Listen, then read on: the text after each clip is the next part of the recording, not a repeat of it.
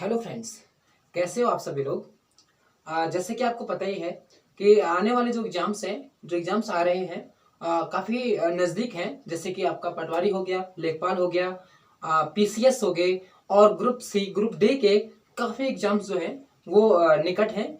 और आप लोगों की तैयारी भी अच्छी ही चल रही होगी।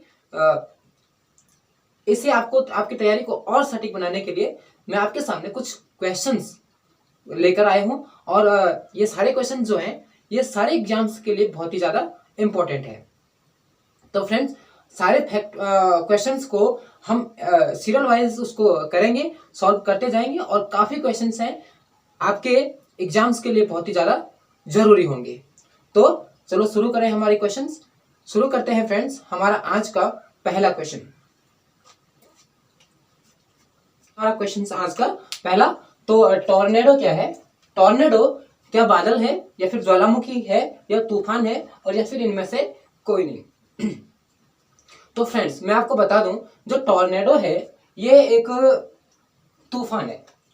क्या है फ्रेंड्स? तूफान। और ये तूफान कहाँ का तूफान है? तो ये आता है ये संयुक्त राज्य अमेरिका में एक मिसिसिपी नदी जो है उस तरफ, उस घाटी में आने वाला सबसे भयंकर तूफान इसको कहते हैं। तो संयुक्त राज्य अमेरिका में उत्पन्न होता है। कहां पे उत्पन्न होता है? संयुक्त राज्य अमेरिका। फ्रेंड्स, संयुक्त राज्य अमेरिका में उत्पन्न होता है ये तूफान। और इसकी जो स्पीड होती है वो 325 किलोमीटर प्रति घंटे की होती है। फ्रेंड्स, 325 किलोमीटर प्रति घंटे की रफ्तार से ये तूफान संयुक्त राज्य अमेरिका के मिसिसिपी घाटी में उत्पन्न होता। और इसके अलावा फ्रेंड्स, जो तूफान है, जैसे कि आपका एक हरिकेन है। हरिकेन, तो फ्रेंड, एक हो गया आपका टाइफून और दूसरा हो गया आपका हरिकेन। तो फ्रेंड्स, ये हरिकेन जो है वो अटलांटिक महासागर में, ये कहां पर? अटलांटिक महासागर में, यानी पूर्वी अमेरिका के तट पर अटलांटिक महासागर में उत्पन्न होता है।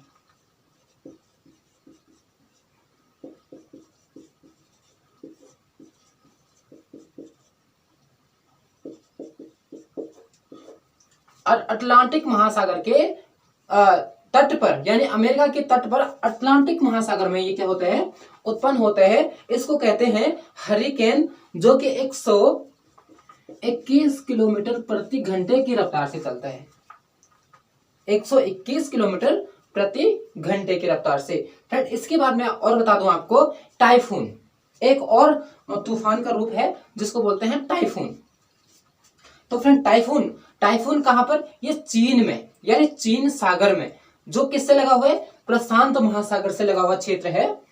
इसको मैं मिटा देता हूं। देख लो फ्रेंड्स, आप कौन सा वाला? टाइफून ये फ्रेंड्स चीन का है। चीन का एक जो तूफानी हवा है जो प्रशांत महासागर में उड़ता है और चीन सागर और प्रशांत महासागर में ये उड़ता है। प्रशांत महासागर, चीन सागर, मतलब चीन में इसको टाइफून कहा जाता है फ्रेंड्स।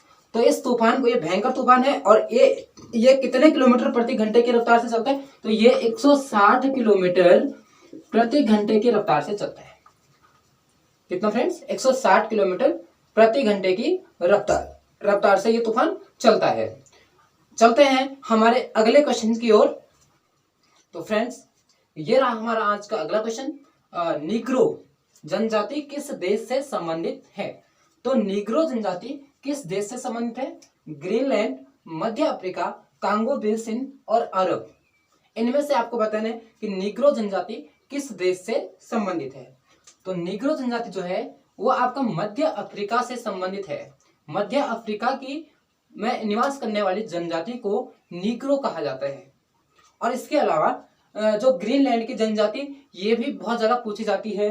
कांगो बेसिन में निवास करने वाली जनजाति, ये भी बहुत ज्यादा पूछी जाती है। और अरब में निवास करने वाली जनजाति, ये भी ज्यादा पूछी जाती है। तो फ्रेंड्स इनको भी समझ लें। ग्रीनलैंड में जो जनजाति निवास करती है, ग्रीनलैंड में जो जनजाति निवास करती है उसका नाम है एस्किमो। एस्किमो एस्किमो जो है वो ग्रीनलैंड में निवास करते हैं। तो एस्किमो एक जनजाति है और ये का टुंड्रा प्रदेश यानी ग्रीनलैंड में आपका एक टुंड्रा प्रदेश में आता है। यहाँ पर ये निवास करते हैं और इनके बर्फ के घर होते हैं जिनको इग्लू कहते हैं, और एक हथियार होता है इनके पास जिसको हार्पून कहते हैं। तो एस्किमो लोगों का जो हथियार होता है उसको हार्पून कहा जाता है, और इनके जो घर होते हैं बर्फ के गोल, उनको इग्लू कहा जाता है। फ्रेंड्स तो ये कहां पर है? ग्रीनलैंड में निवास करते हैं, एक जनजाति है। और इसके बाद जो मध्य अफ्रीका में है, ये तो हो गया आपका नीग्रो, और उसके बाद कांगो बेसिन में जो निवास करती है उसको बोलते हैं पिग्मी।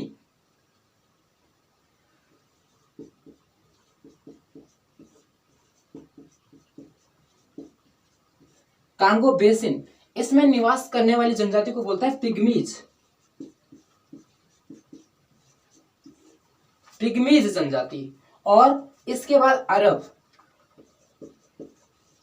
अरब अरब प्रायद्वीप में जो निवास करती जनजाति उसको कहते हैं बद्दू। तो फ्रेंड्स ये इतने यहाँ पर ये हो गए, और बहुत ही ज्यादा इंपॉर्टेंट है ये सारे। और इसके अलावा कुछ और जनजातियां भी है जिसको एक प्रमुख है जो उत्तरी अमेरिका में कनाडा में पाई जाती है।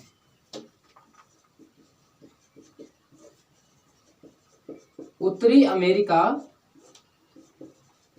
कनाडा। फ्रेंड्स उत्तरी अमेरिका कनाडा वाला जो पोर्शन है वो ऊपर का है, उत्तर वाला, और यूएसए का नीचे वाला है। तो ऊपर वाले जो कनाडा में जो जनजाति निवास करती है उसका नाम है रेड इंडियन। रेड इंडियन, ये कई बार क्वेश्चंस पूछे गए हैं एग्जाम्स में, तो रेड इंडियन इसका सही जवाब होगा। और उसके बाद हम बात करेंगे जो पूर्वी अफ्रीका है।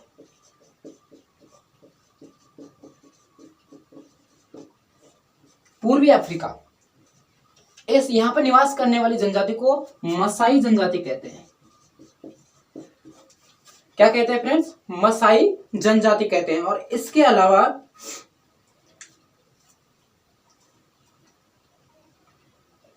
दक्षिण अफ्रीका में जो कालाहारी मरुस्थल है उसमें जो निवास करने वाली जनजाति है उसको फ्रेंड्स कहते हैं बुशमैन। यहां पे कर देता हूं कालाहारी। कालाहारी में जो निवास करने वाली जनजाति है उसको कहते हैं बुशमैन। तो फ्रेंड्स इतने क्वेश्चंस यहाँ पर क्लियर हुए हैं। ये जनजाति से कोई ना कोई क्वेश्चन किसी एग्जाम में पूछ लिया जाता है। तो आप देख लीजिए, ग्रीनलैंड में एस्किमो जनजाति निवास करती है, कांगो बेसिन में पिग्मीज जनजाति निवास करती है, और ये पिग्मीज है, सॉरी ये मौ हो गया, पिग्मीज।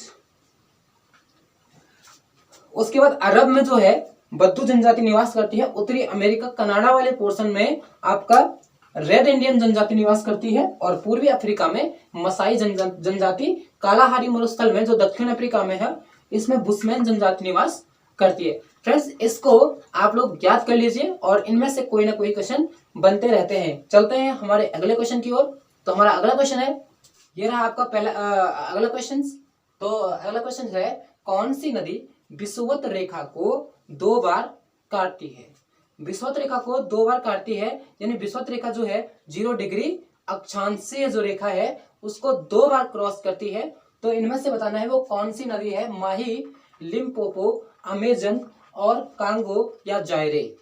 इन 4 ऑप्शंस में से आपको सही बताना है, तो कौन सा है फ्रेंड्स? तो इनमें से मैं आपको बता दूं, विषुवत रेखा को 2 बार काटने वाली जो नदी है उसका नाम है कांगो या जायरे। ऑप्शन नंबर डी, कांगो या जायरे। फ्रेंड्स कांगो और जायरे कहाँ की नदी है? तो ये अफ्रीका महाद्वीप की एक प्रमुख नदी है। कांगो या जायरे ये विषुवत रेखा को 2 बार क्रॉस करती है, 2 बार काटती है। यहाँ पर फ्रेंड्स ये क्या होता है, ये कांगो ये अपने उद्गम केंद्र से जब निकलती है उसके बाद इसका जो अपवाह तंत्र क्षेत्र है बहुत ही ज्यादा लंबा है। ये कितना, लगभग 4700 किलोमीटर लंबी यात्रा करती है नदी और अटलांटिक महासागर में गिर जाती है। अटलांटिक महासागर में गिरती है। यहाँ पर 2 जलप्रपात भी हैं, तो यहाँ पर प्रमुख जलप्रपात हैं।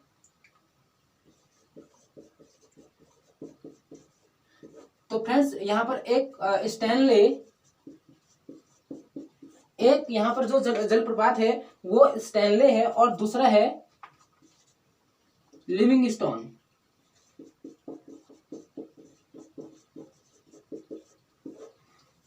दूसरा जलप्रपात यहाँ पर कौन सा है, लिविंगस्टोन। तो यहाँ पर 2 जलप्रपात बनते हैं इस नदी पर, स्टैनले जलप्रपात और लिविंगस्टोन जलप्रपात इसी नदी पर बनते हैं। तो फ्रेंड्स ये हो गया आपका कांगो या जायरे।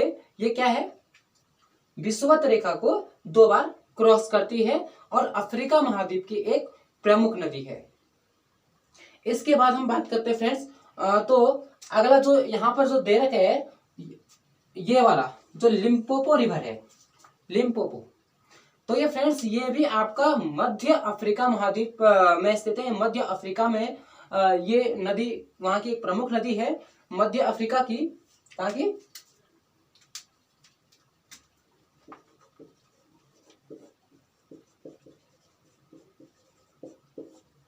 ये भी मध्य अफ्रीका की एक प्रमुख नदी है और इसकी जो लेंथ है वो 1250 किलोमीटर की है फ्रेंड्स। 1250 किलोमीटर ये लंबी नदी है और ये जाकर के हिंद महासागर में गिरती है।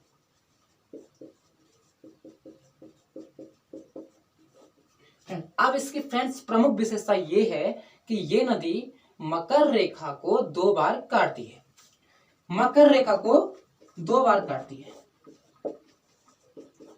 ये क्या करती है, मकर रेखा को 2 बार क्रॉस करती है। तो फ्रेंड्स ये क्वेश्चन भी आता है, कौन सी नदी मकर रेखा को 2 बार क्रॉस करती है, तो वो है आपका कौन सी नदी, तो वो है लिम्पोपो नदी जो मध्य अफ्रीका में स्थित है। इसके बाद फ्रेंड्स हम बात करते हैं यहाँ पर ये वाली जो नदी है माही। तो फ्रेंड्स बात करें माही नदी की, तो माही नदी भारत में स्थित है और भारत में ये कहां पर है, तो ये मध्य प्रदेश में विंध्याचल श्रेणी से निकलती है। मध्य प्रदेश विंध्याचल श्रेणी से निकलती है और अपनी यात्रा पश्चिम की ओर करते हुए गुजरात में, गुजरात राज्य से खंबात की खाड़ी से होकर के अरब सागर में जाकर के गिर जाती है। कौन सी वाली नदी, माही, अरब सागर। इसकी विशेषता यह है फ्रेंड्स, ये एक कर्क रेखा को 2 बार क्रॉस करती है। तो फ्रेंड्स यहाँ पे ज्यादा तो आएगा नहीं क्वेश्चंस में, ये पूछा जाएगा कि माही नदी कर्क रेखा को 2 बार क्रॉस करने वाली, 2 बार काटने वाली नदी कौन सी है, तो वो है आपकी माही नदी। मकर रेखा को 2 बार क्रॉस करने वाली नदी होगी तो ये हो गया आपका लिम्पोपो नदी। उसके बाद अगला क्वेश्चन कांगो या जायरे के लिए आएगा, वो विषुवत रेखा को 2 बार क्रॉस करने वाली नदी कौन सी है, तो कांगो या जायरे। इसके बाद जो अमेजन नदी है अमेरिका, दक्षिण अमेरिका की एक प्रमुख नदी है। चलते हैं अगले क्वेश्चन की ओर। तो फ्रेंड्स हमारा अगला क्वेश्चन है, विश्व का सबसे बड़ा जलप्रपात किस देश में स्थित है। तो फ्रेंड्स कैसे लग रहे हैं आपको क्वेश्चंस क्या अच्छे हैं, और सारे क्वेश्चंस जो यहाँ पर हो रहे हैं और बहुत ही ज्यादा इंपॉर्टेंट है और ये आते ही रहते हैं एग्जाम्स में, कॉमन क्वेश्चंस हैं। तो यहाँ पर बात करें तो कहा गया है कि विश्व का सबसे जो बड़ा जलप्रपात है वो किस नदी पर है। बेसिकली ऐसा क्वेश्चन भी आता है कि कौन सा है सबसे बड़ा जलप्रपात, कौन सा है या क्या नाम है उसका, तो इस तरीके से आता है। लेकिन यहाँ पर पूछा गया है क्वेश्चन, ये भी आया हुआ है कि विश्व का सबसे बड़ा जलप्रपात किस नदी पर जलप्रपात किस देश में स्थित है। तो इनमें से आपको जापान, कैलिफोर्निया, वेनेजुएला और कनाडा, इन चारों में से आपको बताना है कौन से देश में ये स्थित है। तो सबसे पहले मैं बता दूं आपको, विश्व का सबसे बड़ा जो जलप्रपात है उसका नाम है एंजिल। एंजल जलप्रपात। फ्रेंड्स एंजल जलप्रपात की जो लंबाई है, ऊंचाई है वो है 979 मीटर, 979 मीटर, 979 मीटर इसकी जो टोटल हाइट है फ्रेंड्स। तो ये एंजल जलप्रपात विश्व का सबसे बड़ा जलप्रपात है। और ये किस नदी पर है? तो नदी का नाम है कोरोनी, कोरोनी नदी है। कोरोनी नदी पर ये सब विश्व का सबसे बड़ा जलप्रपात है। और कभी ये भी पूछा जाता है कि विश्व का सबसे बड़ा जलप्रपात एंजल किस नदी पर स्थित है? तो कोरोनी नदी पर। तो यहाँ पर ये अब बात करें तो किस देश में है ये? तो फ्रेंड्स ये है आपका वेनेजुएला में, और इसका ऑप्शन नंबर C करेक्ट हो जाएगा, वेनेजुएला। तो ये कहां पर है? वेनेजुएला में है। इसके बाद जलप्रपात से संबंधित ये क्वेश्चन तो आता ही है, इसके अलावा और क्वेश्चन भी बनते हैं, जैसे कि भारत में कौन सा जलप्रपात स्थित है, इस तरीके से भी क्वेश्चन आता है। तो भारत में कौन सा जलप्रपात स्थित है? भारत का सबसे बड़ा जलप्रपात कौन सा है? तो ये कौन सा है? भारत में फ्रेंड जो है वो है आपका जोग, और इसको गरसोपा भी बोलते हैं, गरसोपा, जोग या फिर गरसोपा। ये भारत में सबसे बड़ा जलप्रपात है। और ये कहां पर है? तो ये है आपका कर्नाटक में, ये कर्नाटक राज्य में है। और कर्नाटक राज्य में ये नदी का नाम है शरावती नदी पर है,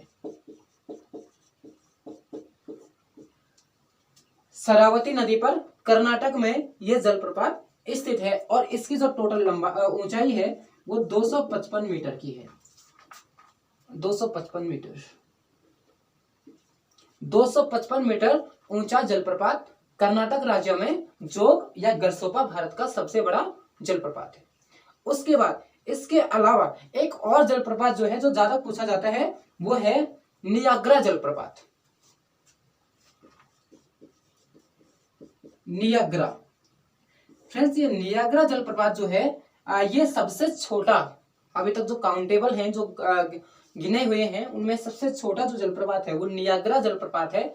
और ये उत्तरी अमेरिका का जो कनाडा वाला है, उत्तरी अमेरिका और कनाडा, USA और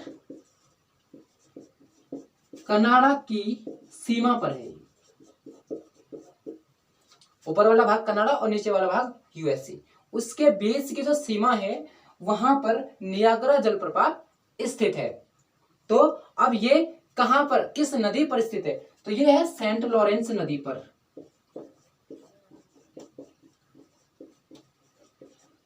किस नदी पर है? सेंट लॉरेंस नदी पर। तो फ्रेंड्स इतने सारे क्वेश्चंस यहाँ पर जलप्रपात के बने हैं। और ये सारे क्वेश्चंस जलप्रपात और कहीं से नहीं आते हैं, केवल यहीं से आता है। मैं आपको उन्हीं क्वेश्चंस को बता रहा हूं, टोटली जो क्वेश्चंस हैं उनके पूरे सीरीज को मैं बता रहा हूं। कहीं से भी आप, जैसे आप जनजाति का देख लो, जनजाति का जितना मैंने बताया आपको, उसके अलावा और कहीं से नहीं आएगा, सिर्फ वहीं से आएगा। और उतने ही जनजातियों के बारे में पूछा जाता है बेसिकली। और यहाँ पर जो जलप्रपात है, ये इतने ही जलप्रपात के बारे में मुख्यतः पूछा जाता है। तो फ्रेंड्स हमें ये याद रखना है, और ज्यादा भी नहीं है। और इसके बाद चलते हैं हमारे अगले क्वेश्चन की ओर।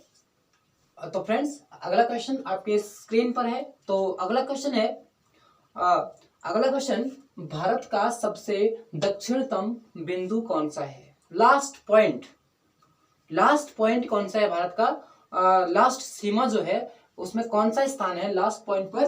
तो इनमें इंदिरा पॉइंट, 10 डिग्री चैनल और 11 डिग्री चैनल, इनमें से आपको बताना है कि लास्ट में कौन सा पॉइंट हमारा आता है। तो फ्रेंड्स इनमें हम बात करें तो हमारा जो लास्ट पॉइंट है वो है इंदिरा पॉइंट।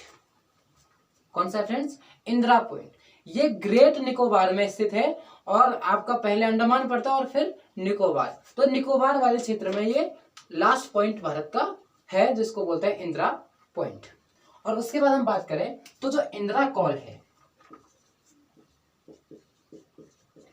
इंदिरा कॉल है, ये आपका जम्मू कश्मीर में है।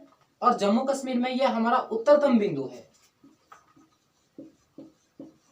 उत्तरतम बिंदु, उत्तरतम उत्तर में सबसे लास्ट वाला पॉइंट हमारा है इंदिरा कौल। अब इसके अलावा हम बात करें पूरा पश्चिम की बात करें तो पश्चिमी जो बिंदु है उसका नाम है सरक्रीक। सरक्रीक सरक्रीक कहां पर है? तो सरक्रीक आपका है गुजरात में, और ये गुजरात में है। इसको बोलते हैं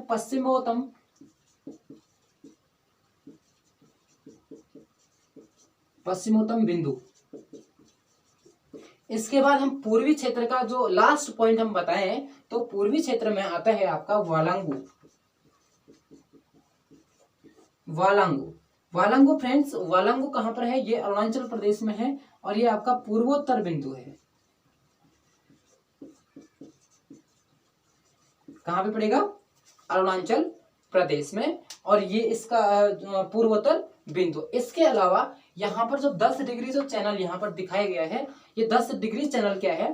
तो फ्रेंड्स ये एक 10 डिग्री चैनल एक जल संधि एक दो क्षेत्रों में जो आपसी में जो बंटवारा होता है, मतलब अंडमान और निकोबार को अलग करते हैं। अंडमान और निकोबार को 10 डिग्री चैनल अलग करते हैं फ्रेंड। तो 10 डिग्री चैनल किन किन क्षेत्रों को अलग करता है? तो ये अंडमान और निकोबार को अलग करता है। उसके बाद हम 11 डिग्री चैनल की बात करें तो 11 डिग्री चैनल ये करते हैं मिनिकॉय द्वीप भारत के दक्षिण में, मिनिकॉय द्वीप और अमीनी द्वीप। मिनिकॉय द्वीप और अमीनी द्वीप को 11 डिग्री चैनल अलग करता है और 10 डिग्री चैनल अंडमान और निकोबार को अलग करता है। और इसके अलावा इंदिरा कॉल जो है भारत का उत्तरतम बिंदु है और इंदिरा पॉइंट भारत का दक्षिणतम, लास्ट में दक्षिण में ग्रेट निकोबार में स्थित है और ये आपका दक्षिणतम बिंदु हो गया। आपका पश्चिमोत्तम जो बिंदु है वो गुजरात में आपका कौन सा है? सरक्रीक। और उसके बाद हम बात करें वालांगू जो है वो पूर्वोत्तर क्षेत्र में लास्ट पॉइंट है। चलते हैं अगले क्वेश्चन की ओर। तो फ्रेंड्स अगला क्वेश्चन इस प्रकार से है, भारत का सबसे बड़ा राष्ट्रीय राजमार्ग कौन सा है? नेशनल हाईवे NH सबसे बड़ा कौन सा है भारत का, जो लंबा है सबसे लंबा? तो यहां पर दे रखा है NH1A, NH2, NH7 और NH4। तो सबसे लंबा NH की बात की गई है। सबसे बड़ा जो नेशनल हाईवे है भारत का, वो भारत में वो कौन सा है? तो फ्रेंड्स ये आपका है NH7। NH7 कहां से? ये आपका उत्तर प्रदेश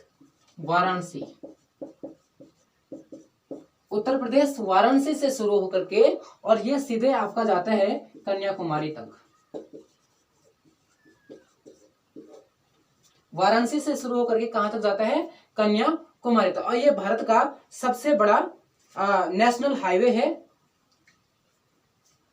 इसकी जो 2369 किलोमीटर लंबी है, इसकी जो लेंथ है, टोटल लंबाई इसकी जो है वो 2369 किलोमीटर की है। और उसके बाद अगर हम सबसे छोटे की बात करें, सबसे छोटा नेशनल हाईवे कौन सा है?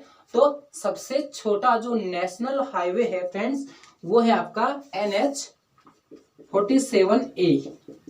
NH47A ये सबसे छोटा है और ये कहां पर है? ये केरल में है।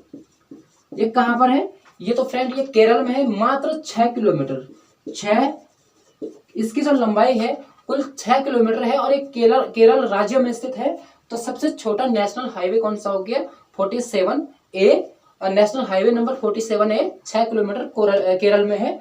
और सबसे बड़ा कौन सा है? NH7 जो कहां पर है? जो वाराणसी से लेकर कन्याकुमारी तक 2369 किलोमीटर की दूरी तय करती है। तो ये हो गया आपका एक सबसे छोटा और एक सबसे बड़ा। इसके अलावा फ्रेंड्स हम NH1A की बात करते हैं। 1 या फिर 1A। आपको NH1 और NH1 और NH2 इसकी बात करते हैं। तो NH1A इसमें फ्रेंड भारत की सबसे बड़ी जो सुरंग है उसका नाम क्या है, जवाहर सुरंग। तो ये जम्मू कश्मीर राज्य में जवाहर सुरंग, ये इसी NH पर है फ्रेंड्स। ये कहां पर आता है ये सुरंग, ये नेशनल हाईवे नंबर 1A के अंतर्गत जम्मू कश्मीर में आता है। और फ्रेंड्स NH1 और NH2 को ग्रांड ट्रक रोड के नाम से भी इनको जाना जाता है। इन दोनों को ग्रांड ट्रक रोड, आपको पता ही होगा फ्रेंड्स, ग्रांड ट्रक रोड का जो निर्माण है वो किसने कराया था, शेरशाह सूरी ने करवाया था। और ये जो ग्रांड ट्रक रोड है ये आपका जम्मू कश्मीर श्रीनगर से होते हुए कहां तक जाता है, कोलकाता तक जाता है। ग्रांड ट्रक रोड कहां से जाता है, जम्मू कश्मीर से कोलकाता। फ्रेंड्स जम्मू कश्मीर से कहा जाता है, कोलकाता तक ये रोड जाती है। फ्रेंड्स यहाँ पे NH1 और NH2 का हिसाब है। तो NH1 ये आपका जम्मू कश्मीर से लेकर के दिल्ली तक, NH जो फर्स्ट है, NH1 कहां से, जम्मू कश्मीर से दिल्ली तक, और NH2 दिल्ली से लेकर के कोलकाता, ऐसे है। तो NH1 और सेकंड जम्मू कश्मीर से कहां तक हो गया, कोलकाता तक। और किसने इसका निर्माण किया था, शेरशाह सूरी ने इसका निर्माण किया था। तो ये हो गए जो भारत के राष्ट्रीय राजमार्ग हैं NH से संबंधित क्वेश्चंस। तो ये क्वेश्चंस यहाँ पर देखने को मिल सकते हैं आपको एग्जाम्स में। तो इंपॉर्टेंट क्वेश्चन है, नोट डाउन कीजिए। अगला क्वेश्चन, ये हमारा अगला क्वेश्चन है और ये वीडियो ज्यादा लंबी हो जाएगी तो इसको लास्ट क्वेश्चन बनाते हैं। ये हमारा क्वेश्चन है और ये भी पूछा जाता है। इनमें से सारे क्वेश्चन जो मैं अभी डिस्कस करूंगा इसके बारे में। तो सर्वप्रथम मानव विकास का प्रतिपादन किसने किया है, मानव विकास का जो प्रतिपादन है वो किसने किया है, एडम स्मिथ ने किया है, रॉबिन्सन ने किया है, या डॉक्टर महबूब उल हक ने किया है, और या फिर प्रोफेसर अमर्त्य सेन ने किया है। तो इनमें से बताना है मानव विकास सूचकांक का जो प्रतिपादन है वो किसने किया है। फ्रेंड्स मानव विकास सूचकांक क्या होता है, मानव के, मनुष्य के या व्यक्ति के सर्वांगीण विकास से संबंधित होता है। मानसिक हो गया, शारीरिक हो गया, आपका आध्यात्मिक हो गया, सांस्कृतिक हो गया, सभी प्रकार के विकास इसमें शामिल होते हैं। और इसकी गणना फ्रेंड्स, इसकी गणना किसने किया है, तो ये इसकी गणना सबसे पहले ये किया है डॉक्टर महबूब उल हक। तो मानव विकास का प्रतिपादन सबसे पहले डॉक्टर महबूब उल हक ने किया है। और मानव विकास, फ्रेंड्स मानव विकास को कैसे मापते हैं हम बताते हैं। इसमें मानव विकास में 2 अंक निर्धारित किए जाते हैं फ्रेंड्स, एक है 0 और एक है 9। ये 2 अंक किसके होते हैं, मापन के, उपागम के मापन के 2 अंक होते हैं 0 और 9। मतलब जो 0 के करीबन होंगे, जो देश 0 के करीबन होंगे, 0 की ओर होंगे, उनका मानव विकास सूचकांक, सॉरी 0 और 9 नहीं फ्रेंड, 0 और 1, जो 0 की ओर होंगे उसका मानव विकास सूचकांक क्या होगा, निम्न होगा। और जो 1 की ओर होंगे उनका मानव विकास सूचकांक क्या होगा, उच्च होगा। तो यहां पर हम बात करें तो अभी जो उच्च में चल रहा है, तो अभी किस देश का सबसे मानव विकास सूचकांक उच्च है, 2011 की जनगणना के अनुसार बात करें तो किस देश का मानव विकास सूचकांक उच्च है, तो ये है आपका नॉर्वे का। नॉर्वे का कितना है, तो 0.93 इसका मानव विकास सूचकांक है 0.93। और ये भी अभी तक 1 पर कोई देश भी नहीं है जो 1 पर गया हो, कोई भी ऐसे देश नहीं है जो 1 पर गया हो। इसका भी सबसे उच्च है 0.93। और इसके बाद हम सबसे लास्ट वाले की बात करें तो वो है नाइजर या फिर नाइजीरिया लिख देता हूं, नाइजीरिया। फ्रेंड्स इसका नाइजीरिया का जो मानव विकास सूचकांक है वो है आपका 0.32। ये आपका कहां का हो गया, नाइजीरिया, जो कि अभी तक के रिकॉर्ड में सबसे कम है। अभी भारत का पूछा जाएगा तो भारत का जो मानव विकास सूचकांक है वो है 0.54। ये अभी किसका है, भारत का है। तो मानव विकास सूचकांक मनुष्य के सर्वांगीण विकास से संबंधित होता है, शारीरिक, मानसिक, आध्यात्मिक और सभी प्रकार के विकास में सम्मिलित होते हैं। और इसमें इसको मापने के दो उपागम होते हैं। एक होता है दो नंबर्स होते हैं जो रखे हुए हैं, जैसे 0 और 1। और 0 के करीबन वाले, 0 की ओर जो देश होंगे वो आपके निम्न मानव विकास सूचकांक वाले होंगे, और जो 1 की ओर होंगे वो उच्च मानव विकास सूचकांक वाले होते हैं। और इसके अलावा हम बात करें,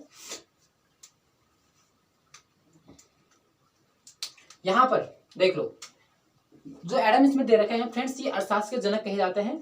एडम स्मिथ को अर्थशास्त्र के जनक कहते हैं। और रॉबिन्सन ने भी अर्थशास्त्र की आवश्यकता संबंधी डेफिनेशन अर्थशास्त्र की दी है, कि जैसे कि मनुष्य की आवश्यकताएं असीमित है और उन आवश्यकताओं को पूरा करने के लिए उसके पास साधन सीमित मात्रा में है, लेकिन असीमित आवश्यकताओं से असीमित आवश्यकताओं को सीमित साधनों से मतलब उनका क्या हो सकता है, एक वैकल्पिक प्रयोग हो सकता है।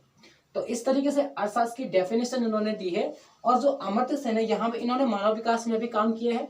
मानव विकास के फ्रेंड्स 4 उपागम होते हैं। एक होता है आय, दूसरा है कल्याण, तीसरा है आधारभूत आवश्यकता, और चौथा है क्षमता। ये मापने के 4 तरीके हैं फ्रेंड्स। किसके? मानव विकास के मापन के 4 तरीके हैं। और जो आय का जो तरीका है ये सबसे पुराना है और खत्म हो चुका है। आय मापने का सबसे पुराना तरीका आय उपागम है, और ये अब क्या हो गया, खत्म हो गया है। और इसके बाद हम बात करें जो क्षमता उपागम है, ये किसने दिया है? ये प्रोफेसर अमर्त्य सेन ने दिया है क्षमता उपागम को। तो फ्रेंड्स यहाँ पर जो मानव विकास की गणना है वो विश्व भर में संस्था करती है। कौन सी? तो इसको करते हैं UNDP, United National Development Programme, यानी संयुक्त राष्ट्र विकास कार्यक्रम के द्वारा मानव विकास की गणना की जाती है। तो कैसे लगे फ्रेंड्स आपको ये क्वेश्चन? तो इसी प्रकार की क्वेश्चंस जो इम्पोर्टेंट है, और कोशिश करूंगा कि हर सब्जेक्ट से लाने का प्रयास करूंगा। तो हमारे चैनल को लाइक कीजिए, शेयर कीजिए, और चैनल को अपने दोस्तों में भी शेयर कीजिए, सब्सक्राइब कीजिए हमारे चैनल को, और बेल आइकन को भी प्रेस कीजिए ताकि हमारी अगली वीडियो आपके पास पहुंच जाए। Thank you, thanks for watching.